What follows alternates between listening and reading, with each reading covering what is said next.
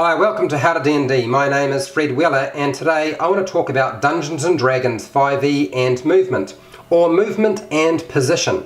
If you have a look in the player's handbook on page 190, there is a section that says movement and position.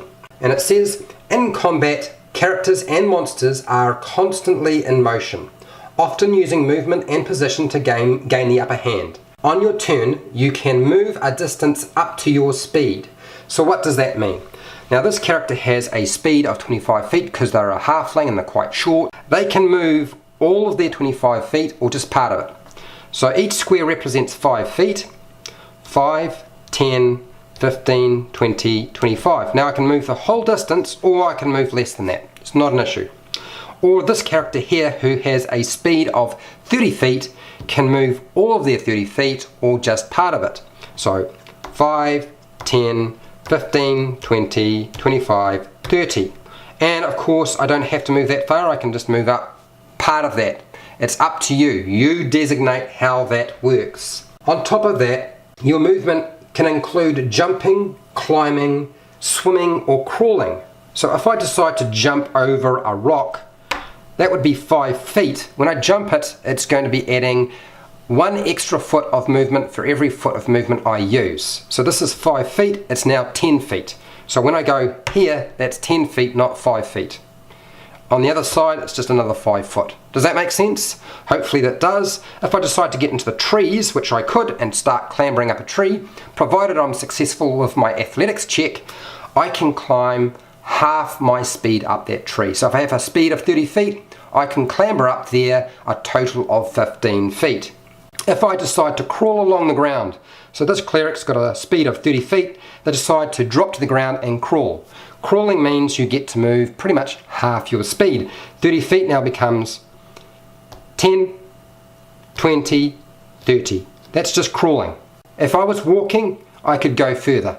If I'm swimming, same thing applies. These different modes of movement can be combined with walking, or they can constitute your entire movement. However you are moving, you deduct the distance of each part of your movement from your speed until it's all used up or until you've done moving. So if you decided you want to move your entire speed, you don't have to. You can decide on how that works. You can also break up your movement.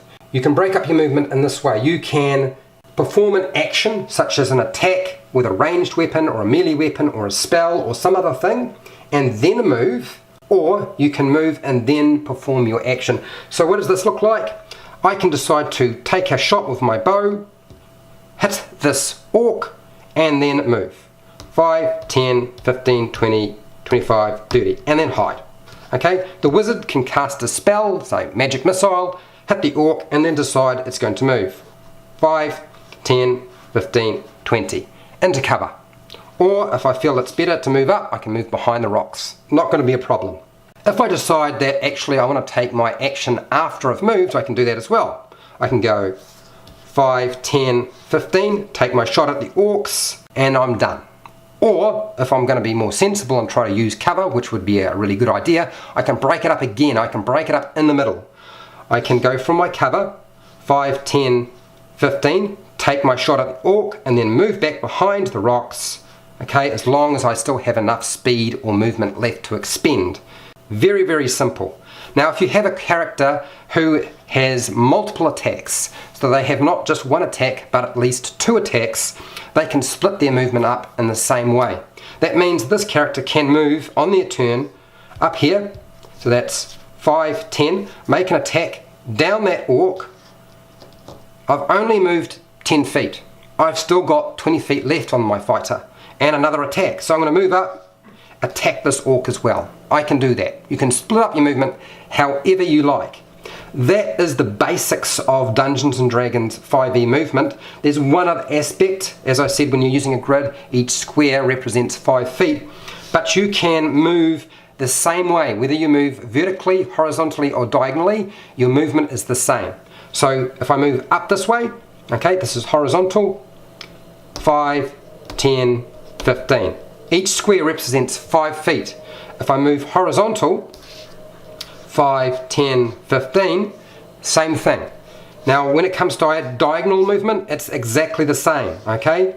5, 10, okay.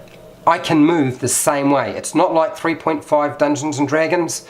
I'm only covering the basic core rules for movement using the first element of the variant rules for movement. There's another variant rule for movement on a grid. I'm not using that particular rule. I'm not covering it today. That is everything on moving in Dungeons and Dragons 5e, just the basic core elements. If you found this video helpful or informative, please share, like and subscribe. Make a comment below if you have any questions about movement and position, and I will do my best to answer all of those questions. And if I can't answer them, I will then have to do another video if you come up with something that's a little bit more complicated. Until next time, keep rolling those 20s.